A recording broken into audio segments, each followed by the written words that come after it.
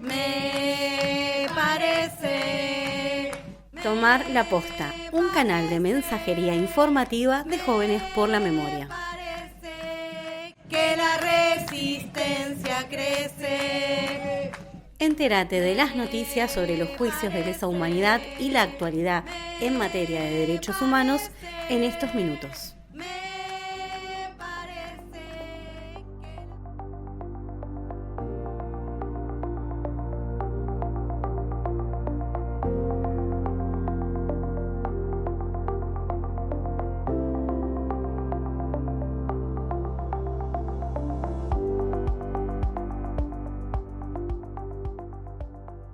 Hola a toda la oyentada. Hoy, en Tomar la Posta, queremos compartirles un reporte sobre los juicios por delitos de lesa humanidad que continúan en el país y otras noticias sobre derechos humanos. Una vez más, nos toca comenzar con despedidas, que tanto nos duelen. Esta semana, los compañeros del Sindicato de Prensa de Neuquén despidieron a Flavio Ramírez, quien fuera el secretario general en varias oportunidades. Abrazamos con estas palabras a sus compañeros y en especial a Romina Vega, su compañera de vida, que se desempeña actualmente como secretaria del sindicato. Y como es de conocimiento nacional, se nos fue Tati Almeida. Lidia Stella Mercedes Mi Uranga, más conocida como Tati Almeida, fue docente y presidía la organización Madres de Plaza de Mayo, línea fundadora. En 2018 estuvo en Neuquén presentando el libro de poemas de su hijo Alejandro y tuvimos la oportunidad de hablar con ella.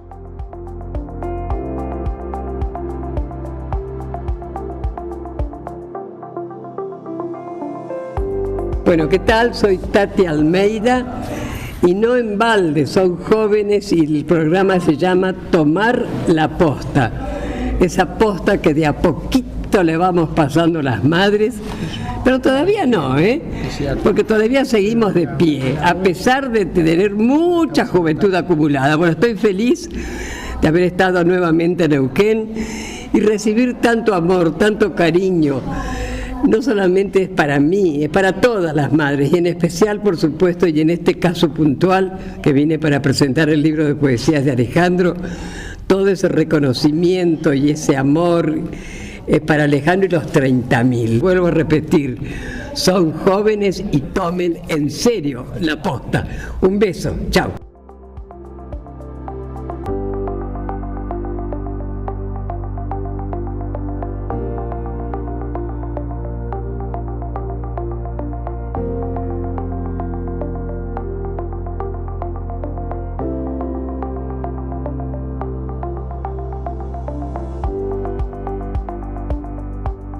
Y sí, quedan muy poquitas. También perdimos en el camino a Angelina Caterino de Castro, quien partió un día antes que Tati Almeida. Angelina era madre y abuela de Plaza de Mayo de Mendoza, que en 2015 logró abrazar a su nieta, la nieta restituida 117. Conocida cariñosamente como Angelita, su vida cambió para siempre el 9 de diciembre de 1977. Ese día, un grupo de tareas secuestró a su hija mayor, Gladys Castro, quien estaba embarazada, junto a su esposo, Walter Domínguez, en su casa de Godoy Cruz. La lucha de Angelina también tuvo un capítulo en los tribunales, por la apropiación de su nieta Claudia. La justicia dictó 3 condenas en marzo de 2019. Si te interesa la historia de Claudia Domínguez Castro y sus abuelas, podés buscarla en nuestro canal de YouTube Tomar la Posta, donde archivamos una charla que dio en el IFD en 2018.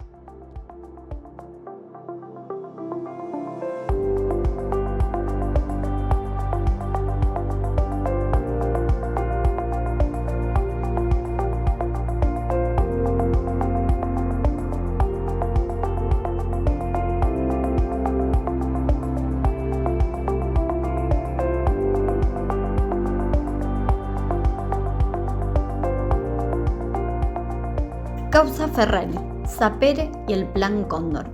El martes pasado se llevó a cabo la última audiencia de testimonios propuestos por la Fiscalía en el 9º tramo del juicio por delitos de lesa humanidad regional. el fiscal David Maestre comenzó la jornada haciendo mención al aniversario del operativo Cutralcó, ya que entre el 9 y el 14 de junio de 1976 se dio en la región una de las redadas más importantes que dejó como saldo más de 10 secuestros y desapariciones. El abogado defensor, Pablo Repeto, manifestó su disconformidad con el comentario del fiscal, acusándolo de alegato a destiempo. Sin embargo, el juez Cabral no hizo lugar al planteo por tratarse de un recordatorio.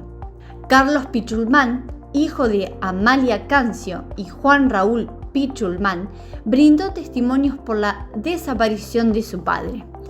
Si bien él era bebé cuando ocurrieron los hechos, supo a través de su madre y sus abuelas que por aquellos años vivían en el barrio Sapere, del cual el propietario Aníbal Sapere había donado las tierras para que las familias allí asentadas consolidaran el barrio. Sin embargo, el gobierno provincial tenía otra idea para estas tierras, por estar en un lugar estratégico para la ciudad en pleno crecimiento. Así fue que hubo varios operativos en los años previos a la dictadura. En conocimiento de que las Fuerzas Armadas los buscaban y ante una oportunidad laboral, Amalia y Juan Raúl, junto a sus 2 hijos y el pequeño hijo de Orlando Cancio, desaparecido, se trasladaron a JJ Gómez. Allí irrumpió un grupo de hombres encapuchados. Me acuerdo de los perros ladrando, aseguró Carlos. Tras el secuestro de sus padres, los niños quedaron en la casa de un vecino hasta que sus abuelas, María Morales y Feliciana Alcapán, se enteraron de lo ocurrido y fueron a buscarlos. Al cabo de unos días, Amalia fue liberada cerca del puente carretero que conecta las provincias de Neuquén y Río Negro, pero de Juan Raúl no se supo nada más. Carlos señaló que su familia brindó testimonio en otros tramos de este juicio y también en las primeras denuncias ante la CONADEP. Nos desaparecieron no solo a mi papá, sino a sus abrazos, a todo lo que representa un papá, finalizó. Después de su declaración tuvimos la oportunidad de conversar y esto nos decía. Creo que lo primero que es una cosa distinta a la de mi tío José Francisco Pichulman y Orlando Cancio junto con su seminario. Van por separado porque recordar que mientras que mis 2 tíos son desaparecidos acá, detenidos y secuestrados en Neuquén, mi papá es detenido, es secuestrado, posteriormente detenido en Río Negro. Entonces creo que eso fue uno de los motivos por el cual el juicio de mi papá se da en este caso. Y si bien sí, es la primera vez que yo declaro, creo que tiene que ver con esto, con que ya mi mamá falleció, mi abuela está fallecida, no queda nadie, quedamos los hijos nada más declarando la situación, que nuestro testimonio en sí se basa en relatos que nos han dado mi mamá, mis abuelos, así que creo que viene por ese lado. ¿Y cómo se sintió hoy tomar esa posta? No, bien, porque es algo que en mi caso yo lo quería hacer. Yo soy una persona que si bien no participo en ninguna agrupación, estoy al corriente de lo que sucede. Me hubiese gustado declarar al principio porque entonces podía haber venido al juicio todo el tiempo. Declaro en el último momento, por tal motivo no puedo venir, vengo el último día. Así que no, nada, muy bien, muy contento. No sé si yo represento lo que ellos eran, siempre digo, eran re inteligentes, nada que ver con nosotros, ese es mi pensar. Es que yo digo esto, ¿sabes por qué? Porque ellos tenían un espíritu solidario, o sea, es como, hay una frase que dice que la patria del otro, y estos jóvenes, que yo voy a decir jóvenes, porque mi papá tenía 26 años y mi tío José Francisco tenía 23, ellos se luchaban por el bienestar social. Y pensemos esto, que ellos luchaban por su vivienda que nunca tuvimos, porque nosotros no vivimos en Sapere. Mi papá nunca recibió, ni mi mamá recibió la casa de Sapere, ninguno. Si vos te pones a hablar con cualquiera, con seminario, en este caso, no vivimos en Sapere, significa que lo importante era el otro. Así que nada. Y vos decías que aquí transmitiste lo que pudiste saber por relato de tu mamá, por relato de tu abuela. ¿Desde cuándo te empezaron a contar vos tu historia y cómo fue transitar eso desde quizás la infancia o la adolescencia? Nosotros siempre supimos que estaban desaparecidos desde chicos. Participábamos antes en el 82, 83, me acuerdo, porque éramos chiquititos, de las marchas del 24 de marzo. Viste que todavía está la ronda a la madre ahí, que está ahí el monumento a la madre. Participamos siempre. Lo que no entendíamos, o que nosotros, o en mi caso yo me vengo de cuenta, que yo creía que está desaparecido y está preso. O sea, ese es mi concepto de desaparecido.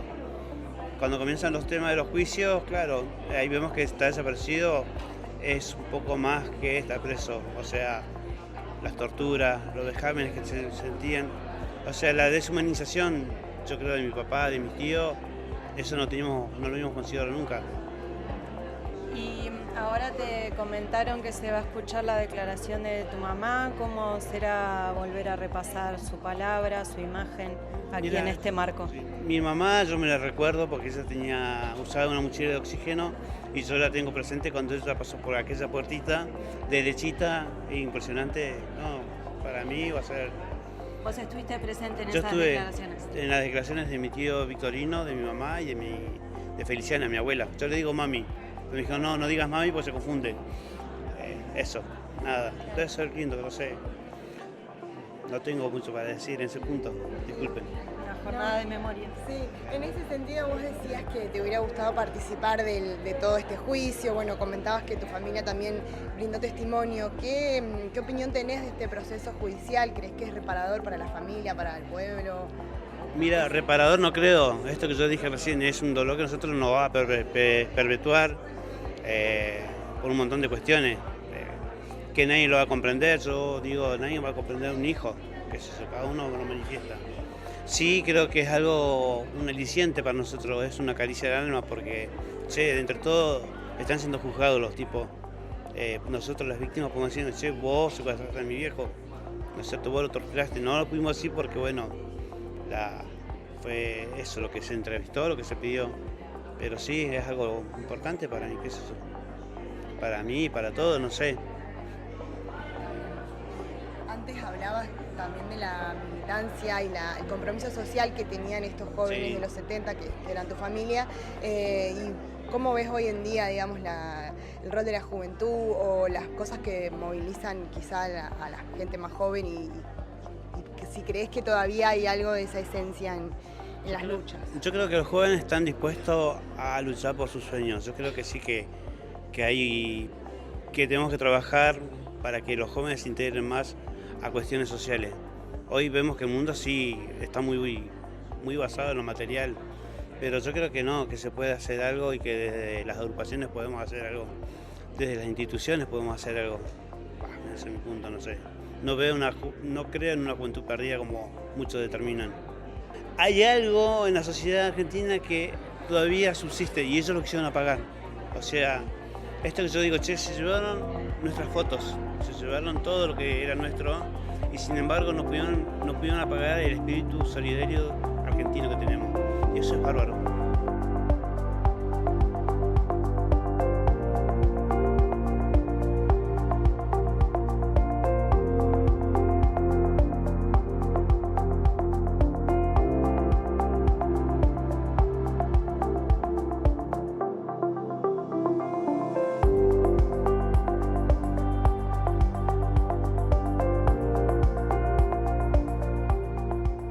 El testimonio de Male Cancio, la mamá de Carlos y compañera de Juan Raúl Pichulman, fue leído por la Fiscalía.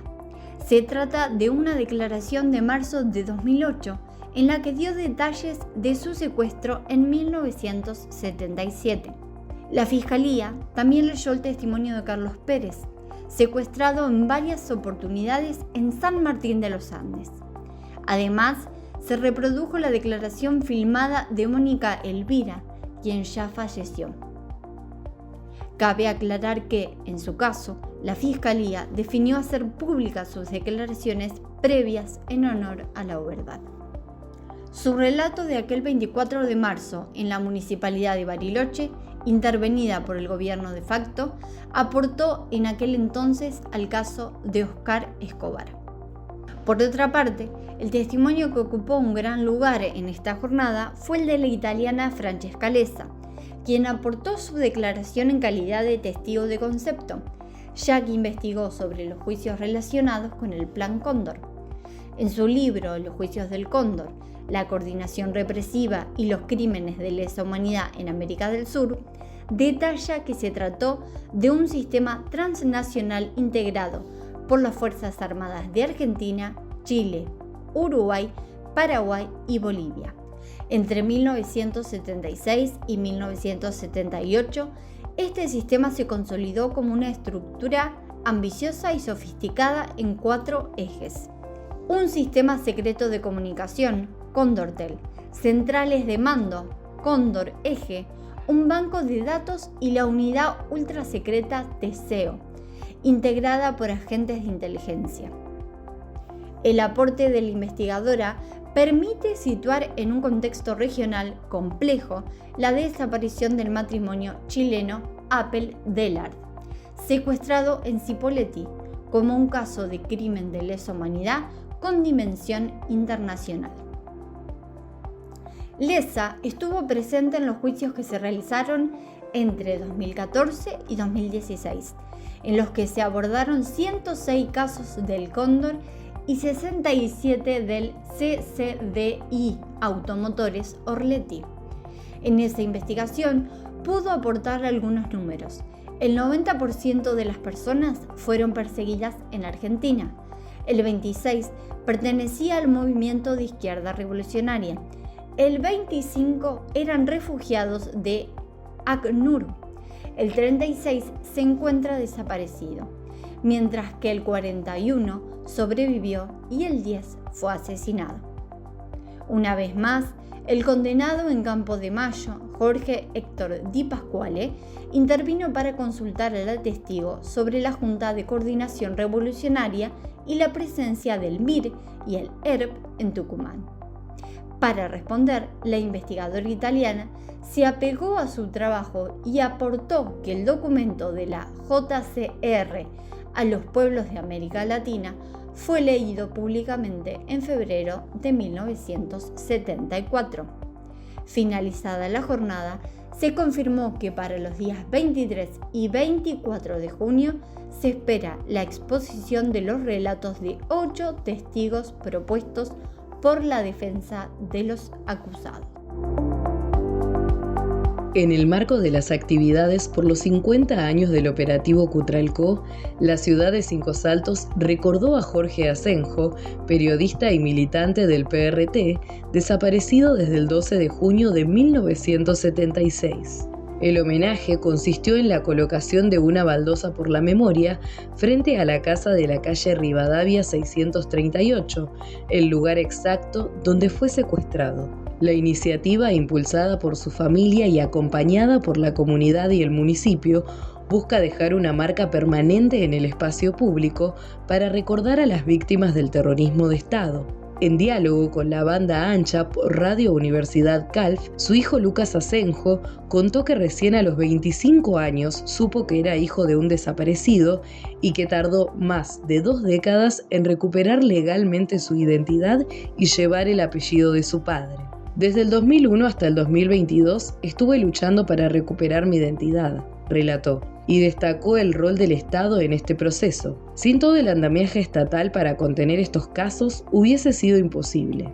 Lucas también recordó el vacío que dejó la ausencia de su padre. Contó que durante el juicio Escuelita 7, el abogado de uno de los represores le preguntó de qué club era hincha. Entonces, respondió que al dictar sentencia, también debían tener en cuenta todo lo que le habían quitado. Mi viejo no me llevó a la cancha, no me llevó a la escuela, no me hizo hincha de River.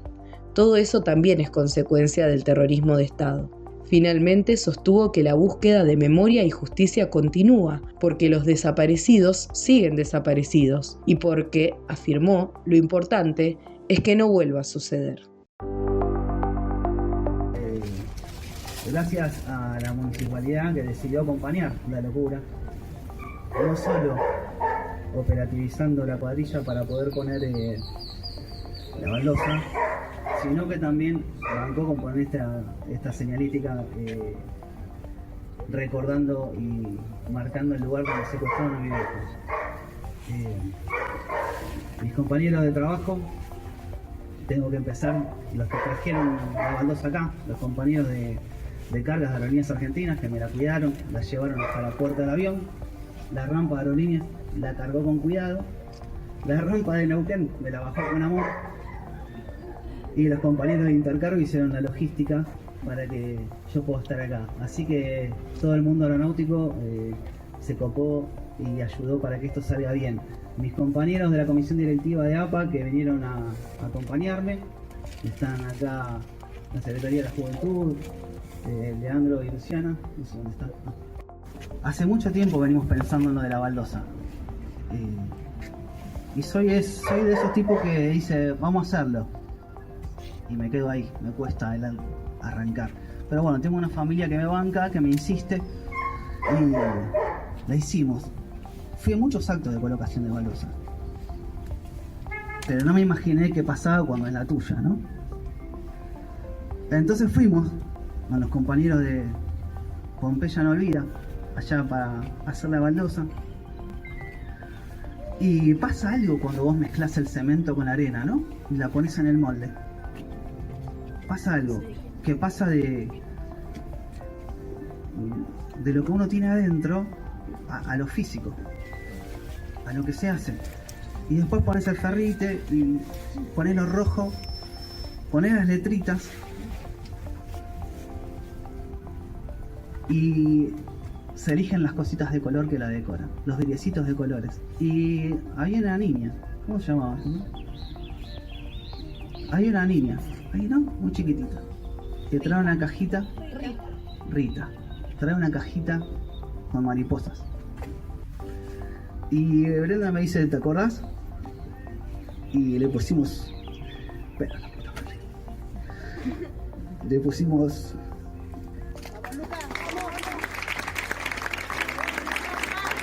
Le pusimos una mariposa. Porque nos acordamos de la mariposa que tejió crochet Dora. En el juicio, ¿te acordás? Esa sentencia donde condenaron a nuestros hijos de puta. Y esa mariposa era como la vida.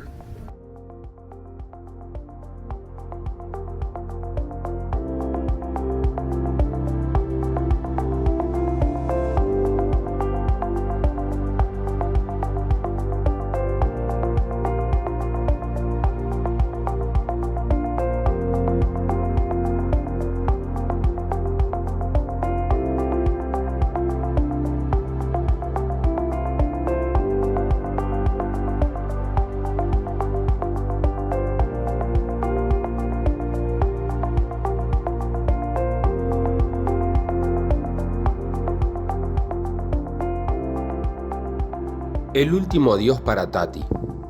La familia de la dirigente de derechos humanos, fallecida el pasado domingo a los 95 años, Tati Almeida, convocó para este sábado 20 a las 10 de la mañana en Plaza de Mayo. Después del emotivo velatorio en la Federación de Obreros y Empleados Telefónicos de la República Argentina, FOETRA, seguirán despidiéndose en Plaza de Mayo. Luciana Bertoia relató en Página 12 que, por tandas, iban pasando quienes querían saludarla.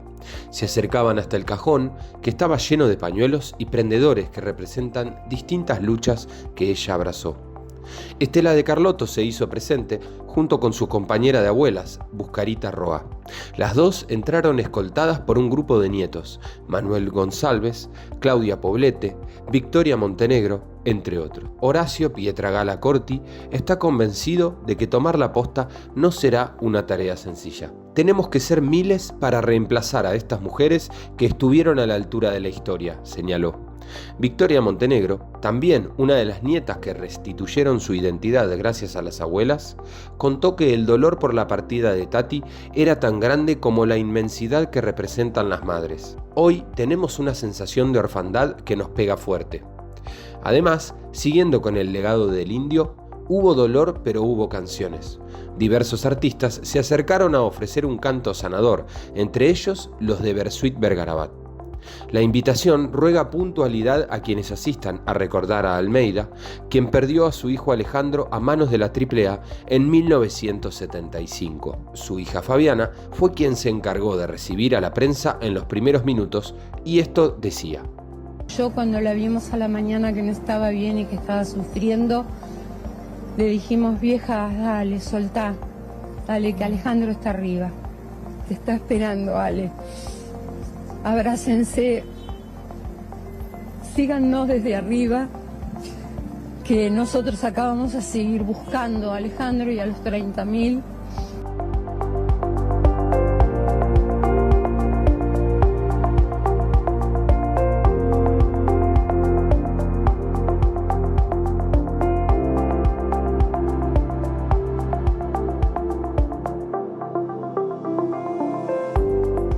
La muerte de Tati Almeida sigue generando muestras de cariño y reconocimiento en distintos ámbitos de la cultura y los derechos humanos. Una de las más emotivas llegó desde la orquesta La Delio Valdés, que compartió con ella la canción Santa Leona. En diálogo con Radio Universidad Calf, el saxofonista y compositor Pablo Fidel Broide contó que, tras conocerse el fallecimiento de la referente de Madres de Plaza de Mayo, línea fundadora, la familia le transmitió un deseo muy especial, que estuvieran presentes en la despedida con su música. Lleven algo para hacer música, porque Tati dijo que quería música y que los quería a ustedes, recordó el músico. Así, las cumbias de la Delio Valdés acompañaron el último adiós a una de las figuras más emblemáticas de la lucha por la memoria, verdad y justicia. Broide expresó además el profundo agradecimiento que siente la banda hacia Almeida y destacó el ejemplo que dejaron las Madres de Plaza de Mayo. Dijo que fueron heroínas que transformaron la historia del país sin recurrir a la violencia, caminando, hablando y reclamando en las calles durante décadas. El músico también reveló que la canción Santa Leona, que nació inspirada en otras luchadoras y que luego incorporó la voz de Tati, adquirió un nuevo significado tras su muerte. Ayer la canción dio un giro sorpresivo, confesó, y concluyó con una frase que resume ese sentimiento. Al final era ella la de la canción, era la Santa Leona. Tati Almeida había participado en distintas presentaciones de la Delio Valdés, entre ellas los shows en el Teatro Gran Rex y en el Estadio Ferro, dejando una huella imborrable tanto en la música como en la memoria colectiva. La semana en juicios. 70 años después, la jueza federal de San Martín, Alicia Bence, inauguró el proceso oral y público por la masacre de José León Suárez, que determinará con rigor de verdad que los asesinatos de un grupo de personas por orden y ejecución de la dictadura de Pedro Eugenio Aramburu en junio de 1956 fueron crímenes de lesa humanidad. El juicio por la verdad sobre la masacre de José León Suárez tendrá 3 jornadas de testimonio en las que se escucharán las declaraciones de familiares de víctimas y la del único sobreviviente del grupo de 12 hombres que en la noche del 6 de junio de 1956 fueron secuestrados de una casa en Florida, en el norte del conurbano, donde se encontraban reunidos por una patota de la policía bonaerense y horas después fueron asesinados en un basural de José León Suárez. Los responsables, Pedro Eugenio Aramburu e Isaac Rojas, segundo al mando de la autodenominada Revolución Libertadora, así como quien fue jefe de la bonaerense, Desiderio Fernández Suárez, que participó personalmente de las detenciones aquella madrugada de junio, fallecieron impunes. Mauricio Caminos y Facundo Loduca escribieron un perfil en Revista Anfibia sobre el coronel y descubrieron que su nieto es embajador argentino en México. Daniel Brión, cuyo padre, Mario Brión, fue uno de los asesinados en el hecho, brindó una entrevista a Radio Universidad Calf en la que repasó los asesinatos cometidos bajo la dictadura de Pedro Eugenio Aramburu y relató además cómo rehizo su vida en adelante. El hombre, que en la actualidad cumple 74 años, es autor del libro El presidente duerme, una investigación sobre la masacre de José León Suárez que ya va por la 6ª edición. Daniel Brión dio información respecto al expediente legal y las instancias que transitó hasta alcanzar el debate oral y público. El hombre argumentó el valor histórico de los juicios por la verdad e incluso lo relacionó con el hecho de la actualidad al resaltar con preocupación que en la antesala de estas audiencias, el hijo del nieto de Desiderio Fernández Suárez, el mayor asesino de los crímenes del 56, fuera designado por el Poder Ejecutivo Nacional como embajador argentino en México. Para finalizar la charla, Daniel pronunció un emotivo homenaje a una consigna inmortalizada por las y los militantes fusilados en el sur del país en la masacre de Trelew. Podés encontrar la entrevista completa en la página de la Radio Universidad Calf. Por otro lado, el martes hubo una sentencia en Concepción del Uruguay.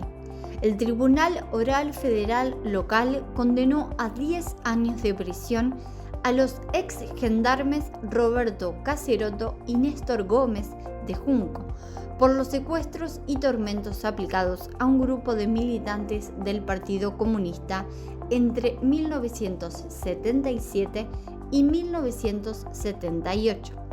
Entre los casos comprendidos se encuentran los de una nena de 4 años y un nene de 6, hijes de 2 de los integrantes del grupo. Mientras tanto, en Entre Ríos existe medio centenar de expedientes abiertos por causas por violaciones a los derechos humanos en la última dictadura. La enorme mayoría todavía se encuentra sin imputados formales después de años de instrucción, y tribunales orales que deberían juzgarlos funcionando con cargos vacantes y jueces prestados de otras ciudades, pero no se concreta porque el sistema está colapsado. A 50 años del golpe, la maquinaria que debería condenar a los responsables del terrorismo de Estado avanza en la provincia a paso de tortuga. La Unidad de Derechos Humanos y Género del Consejo de la Magistratura de la Nación respondió un pedido de acceso a la información pública que este medio presentó en el marco del expediente AIP 24/2026. El relevamiento, ordenado por la directora de esa unidad, Virginia Croato, reconstruye el estado de todas las causas por delitos de lesa humanidad que tramitan ante la justicia federal con asiento en Entre Ríos. La estructura federal entrerriana que interviene en estos delitos es amplia. La Cámara Federal de Paraná cuenta con una Secretaría de Derechos Humanos y de ella dependen 2 tribunales orales, el de Paraná y el de Concepción del Uruguay, además de 7 juzgados federales repartidos en Paraná, Concepción del Uruguay, Gualeguaychú, Victoria y Concordia. Pero el peso de las causas de lesa humanidad recae casi por completo sobre un solo despacho. El Juzgado Federal número 1 de Paraná, a cargo del juez Leandro Daniel Ríos, concentra 42 expedientes en trámite, mientras que su par, el Juzgado Federal número 2, directamente carece de competencia en la materia y así lo hizo constar mediante oficio. Los demás juzgados aportan números menores. Concordia informó 3 causas. Concepción del Uruguay suma 3 entre sus 2 juzgados y el resto, como se verá, registra apenas una o ninguna. Fue desde el Juzgado de Paraná, bajo la firma del juez Ríos, que se instruyeron las megacausas conocidas como Área Paraná. Por su volumen y por su historia, el Juzgado Federal número 1 funciona como el verdadero centro de gravedad de la memoria judicial de la provincia y siempre con una estructura mínima. la misma que heredó de su padre, el ex juez federal Aníbal María Ríos, que debe llevar adelante cientos de expedientes mensuales por diferentes causas. Fuera de Paraná, el resto del territorio aporta un goteo de expedientes.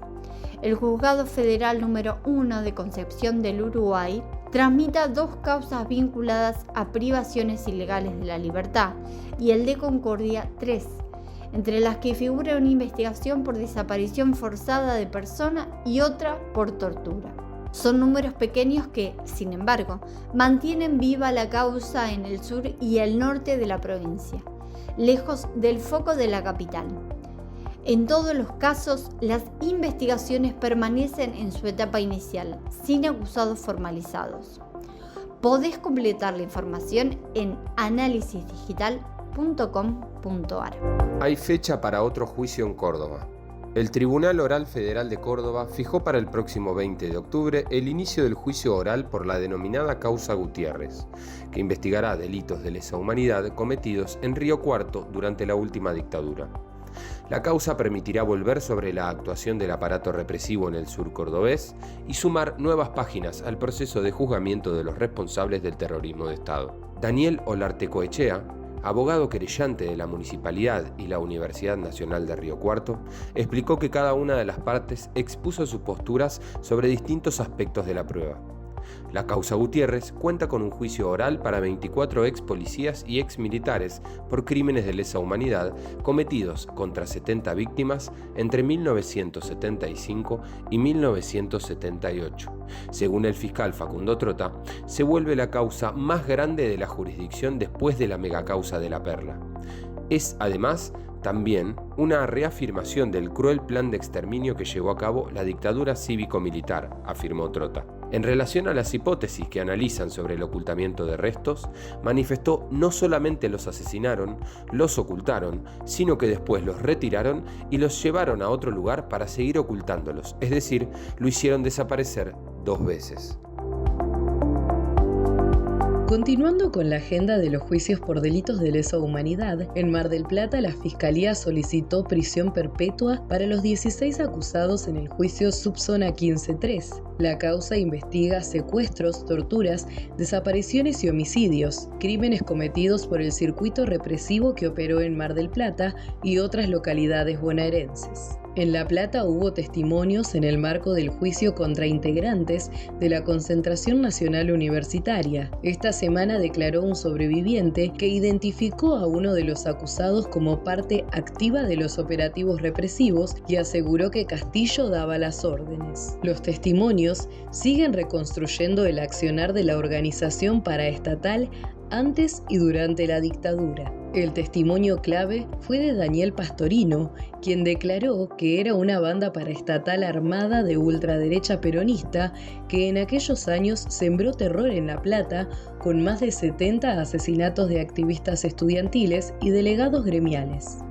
Apenas 13 casos de los 70 llegaron a este juicio. Durante la instrucción del juicio en el año 2011, Pastorino había reconocido a Juan José Pipi Pomares como otro de los integrantes de la patota que la noche del 4 de abril los secuestró luego de perseguirlos y dispararles al auto en el que intentaban llevar a Graciela a su casa en Villa Elisa. También volvió a prestar declaración testimonial Walter Martini, hermano menor de Graciela Martini. En tanto a los imputados, Antonio Agustín Tony Jesús siguió la audiencia vía Zoom desde la prisión domiciliaria que cumple paradójicamente en su casa en Villa Elisa, mientras que Castillo y Pomares siguieron la audiencia vía digital desde la unidad penitenciaria número 34 de Campo de Mayo. Podés ampliar la información sobre estas causas en la página del gobierno de la provincia de Buenos Aires.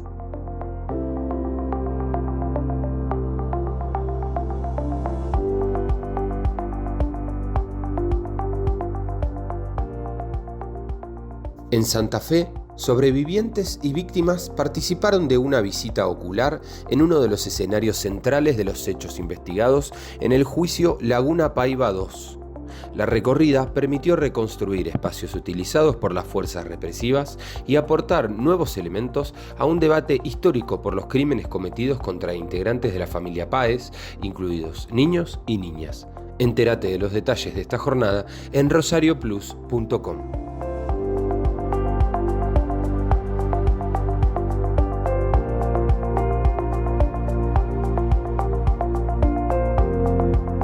La conmemoración del Día de la Afirmación de los Derechos Argentinos sobre las Islas Malvinas generó una fuerte polémica en el predio de la ex ESMA, donde funciona el Museo Malvinas y uno de los principales espacios de memoria del país. Organismos de derechos humanos denunciaron el ingreso de personas vestidas con uniformes militares y portando armas largas dentro del predio. Una situación que consideran una provocación y una violación a las normas que regulan el espacio Memoria y Derechos Humanos, que prohíben el ingreso con armamento. Ante la denuncia realizada en la Justicia Federal y distintos organismos vinculados a las causas por delitos de lesa humanidad, desde el Ministerio de Defensa aseguraron que no se trató de militares armados, sino de una recreación histórica con participantes caracterizados utilizando réplicas de fusiles. El hecho ocurrió durante una jornada organizada por el Museo Malvinas, cuyo director es Esteban Vilgueré Lamadrid, militar retirado y excombatiente de Malvinas. Además, la actividad estuvo marcada por otra controversia: el cambio de nombre del auditorio del museo, que dejó de homenajear al excombatiente y defensor de los derechos humanos Orlando Gustavo Pascua para pasar a llamarse Maestro Julio Cao. Los organismos de derechos humanos expresaron su preocupación por lo ocurrido.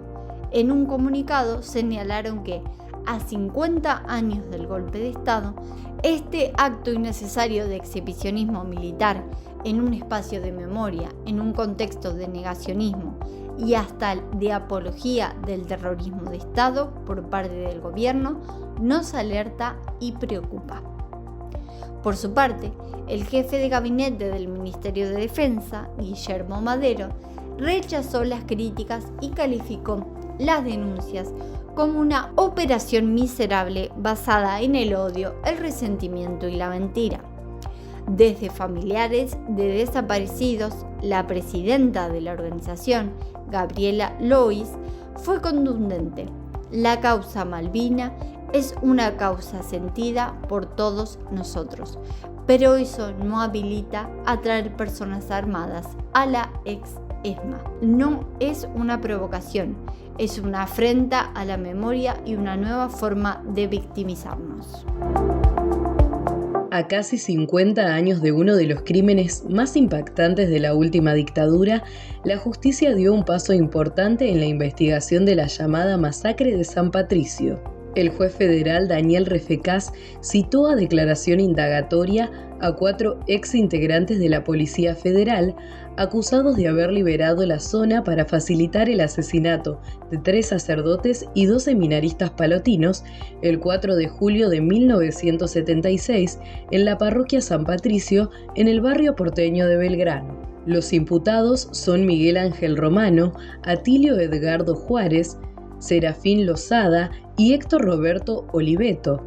Este último además está acusado de haber encubierto el hecho, ya que la comisaría a la que pertenecía estuvo a cargo de las primeras actuaciones policiales. La causa avanzó gracias al impulso de la organización Palotinos por la Memoria, la Verdad y la Justicia, que destacó la decisión judicial como un paso significativo para esclarecer el mayor ataque cometido contra la Iglesia Católica Argentina durante la dictadura. Durante años se creyó que el crimen había sido obra de un grupo de tareas de la Armada y se investigó dentro de la megacausa ESMA. Sin embargo, nuevas pruebas apuntan a una represalia de la Policía Federal ocurrida 2 días después de un atentado contra el edificio de Coordinación Federal. Las víctimas fueron los sacerdotes Alfredo Kelly, Alfredo Laden y Pedro Dafud, y 2 seminaristas, Salvador Barbeito y Emilio Bartletti, Todos ellos estaban vinculados a la teología de la liberación y al movimiento de sacerdotes para el tercer mundo, que mantenían una postura crítica frente a la dictadura. Los cuerpos fueron hallados acribillados dentro de la iglesia, junto a pintadas con amenazas y consignas que reivindicaban el ataque. Según la investigación, un patrullero de la comisaría 37 llegó al lugar esa madrugada y habría advertido a los vecinos que no salieran de sus casas porque iban a reventar la casa de unos zurdos. Las indagatorias se realizarán a fines de junio, a pocos días de cumplirse el 50º de la masacre. Para los familiares y querellantes, la expectativa es que finalmente este crimen no quede impune. La búsqueda de verdad y justicia por los crímenes de la última dictadura siguió avanzando en Córdoba. La Municipalidad de Villa María anunció que colaborará con el equipo argentino de antropología forense en las excavaciones que se realizan en el ex centro clandestino de detención La Perla. El acuerdo comenzó a gestarse tras una reunión entre el intendente Eduardo Acastelo, el juez federal Miguel Hugo Vaca Narvaja y representantes del equipo argentino de antropología forense, que investiga enterramientos clandestinos de personas detenidas desaparecidas durante la dictadura. El municipio aportará recursos para fortalecer el laboratorio de genética forense y acompañar las tareas de identificación de restos humanos recuperados en el predio. También se prevé impulsar acciones educativas vinculadas a la memoria y los derechos humanos. Según explicaron desde la Justicia Federal, la investigación sobre La Perla se desarrolla desde 1998, pero fue a partir de 2025 cuando comenzaron a obtenerse resultados concretos en el sector conocido como Loma del Torito. En marzo de este año fueron identificadas 12 personas desaparecidas y, en mayo, otras 17. Entre ellas se encuentran Luis Mónaco y Silvia Esther Felipe, ambos con vínculos en la ciudad de Villa María. El secretario de Derechos Humanos del Juzgado Federal número 3 de Córdoba, Juan Miguel Ceballos, destacó el compromiso del municipio y afirmó que, aunque llegue 50 años después, cada identificación permite acercar una verdad largamente esperada a las familias de las víctimas. Las tareas de búsqueda continúan y hay expectativas de que nuevos hallazgos permitan seguir reconstruyendo la historia y avanzando en los procesos de memoria, verdad y justicia. Un importante hallazgo documental permitirá reconstruir una parte poco conocida de la historia de la última dictadura en Argentina. El Centro Documental y Biblioteca Piñé Katz, perteneciente a la Federación de Entidades Culturales Judías, conocida como ICUF, recuperó un archivo que contiene denuncias presentadas en 1979 ante la Comisión Interamericana de Derechos Humanos sobre 42 personas judías detenidas desaparecidas. El material permaneció oculto durante décadas y se creía perdido. Durante la dictadura, gran parte de la documentación sensible fue destruida para proteger a militantes y familiares perseguidos. Sin embargo, algunas personas conservaron esos papeles en secreto, lo que hoy permite recuperar una parte de esa memoria. El hallazgo incluye además más de 20 denuncias de episodios antisemitas ocurridos entre 1976 y 1979.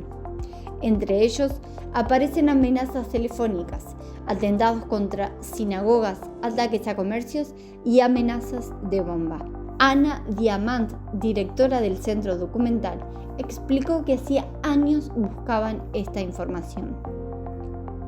Según señaló, siempre supieron que estas denuncias habían existido, pero ahora cuentan con la prueba documental. Además, destacó que estos archivos desmienten la idea de que toda la colectividad judía permaneció en silencio frente al terrorismo de Estado.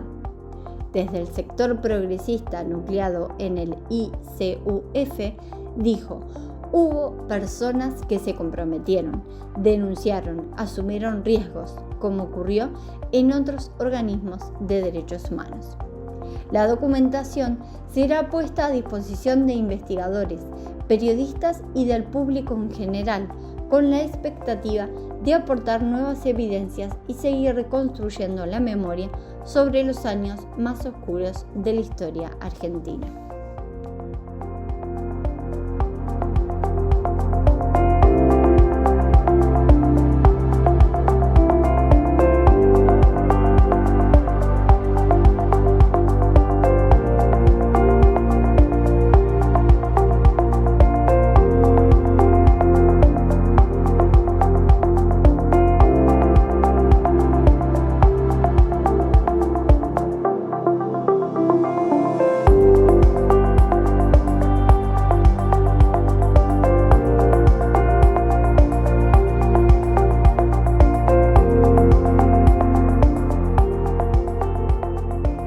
Murió impune Pedro Alberto Pili Rodríguez, ex dirigente político de San Lorenzo y uno de los pocos civiles condenados por delitos de lesa humanidad cometidos durante la última dictadura. Tenía una condena firme por secuestros y torturas, pero falleció sin haber sido juzgado por otra causa que investiga la desaparición de 19 trabajadores y militantes del cordón industrial santafesino. Rodríguez había militado en la Juventud Peronista y tras el golpe de Estado de 1976 se incorporó a la intervención militar que tomó el control de la Municipalidad de San Lorenzo.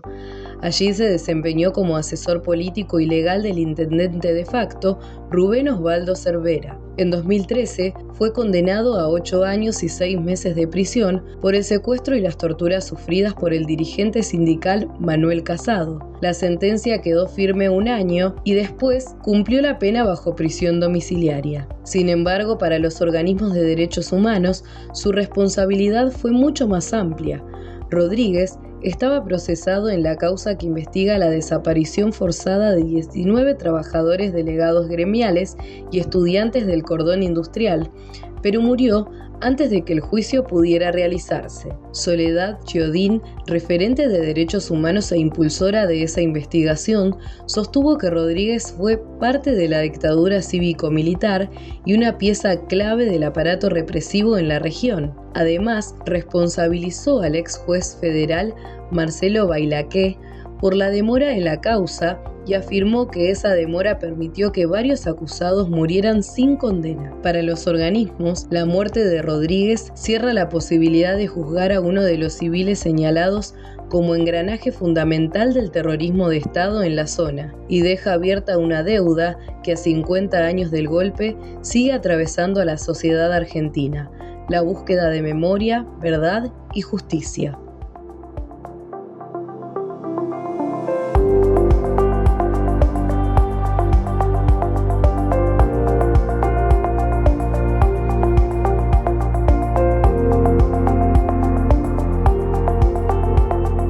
La causa por la contaminación ambiental atribuida a la empresa Comarsa sumó una nueva resolución judicial en Neuquén. El Tribunal de Impugnación declaró inadmisible un recurso presentado por la defensa de uno de los imputados y ratificó así la continuidad del proceso. La defensa había pedido anular o suspender la causa, argumentando que la Fiscalía de Estado debía intervenir obligatoriamente como querellante. Sin embargo, el juez de garantías, Juan Manuel Kiss, rechazó ese planteo y ahora esa decisión fue confirmada por unanimidad por el Tribunal de Impugnación. Los jueces señalaron que la Fiscalía de Estado tiene la posibilidad de incorporarse al expediente en cualquier momento si así lo considera, pero aclararon que su ausencia no afecta el derecho de defensa ni invalida el proceso. Además, remarcaron que la defensa ya había presentado un planteo similar ante el Tribunal Superior de Justicia, por lo que consideraron improcedente insistir con el mismo recurso y exhortaron a no repetir esa práctica. La causa Comarsa investiga la presunta contaminación generada por la planta de tratamiento de residuos petroleros y cuenta con la participación de la Fiscalía de Delitos Ambientales junto con querellantes de la Asociación Argentina de Abogados Ambientalistas y de la Asamblea por los Derechos Humanos. Con esta decisión, el expediente continúa avanzando en la etapa judicial y se mantiene vigente una de las investigaciones ambientales más importantes de la provincia. 4 mujeres detenidas en la Unidad 51 de Magdalena, en la provincia de Buenos Aires, denunciaron haber sido víctimas de torturas y abusos sexuales por parte de integrantes del Servicio Penitenciario Bonaerense. Los hechos ocurrieron el pasado 3 de junio. Según los testimonios, agentes penitenciarias y personal masculino ingresaron al pabellón, separaron a las detenidas y durante varias horas las sometieron a golpes, amenazas, gas pimienta y distintos tipos de violencia física y psicológica. 2 de las mujeres denunciaron además haber sufrido abusos sexuales. Una de ellas aseguró que fue obligada a besar las botas de una autoridad del penal y luego trasladada a una zona sin cámaras, donde recibió golpes y fue sometida a prácticas de tortura. Otra relató que fue golpeada, asfixiada y abusada sexualmente. Las otras 2 detenidas también denunciaron haber sido arrastradas, esposadas e inmovilizadas mientras recibían golpes y permanecían durante horas sin asistencia médica ni alimentos. 2 días después, otras internas realizaron una protesta para reclamar por lo sucedido y denunciaron haber sido reprimidas. Algunas sufrieron lesiones y otras aseguraron temer represalias. La Comisión Provincial por la Memoria entrevistó a las 4 mujeres, solicitó pericias y presentó una denuncia judicial en su carácter de mecanismo provincial contra la tortura. Sin embargo, el juzgado que interviene en la causa rechazó su participación como querellante institucional. Las autoridades informaron que la jefa del penal y el personal presuntamente involucrado fueron apartados de sus funciones mientras avanza la investigación para determinar responsabilidades.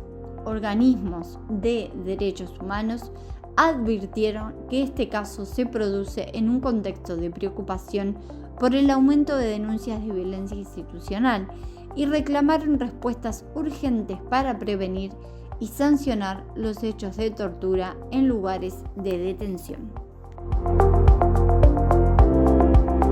Nos despedimos hasta un nuevo encuentro con Tomar la Posta, el reporte informativo de Jóvenes por la Memoria de Neuquén y Río Negro. Esto fue Tomar la Posta, un canal de mensajería informativa de Jóvenes por la Memoria.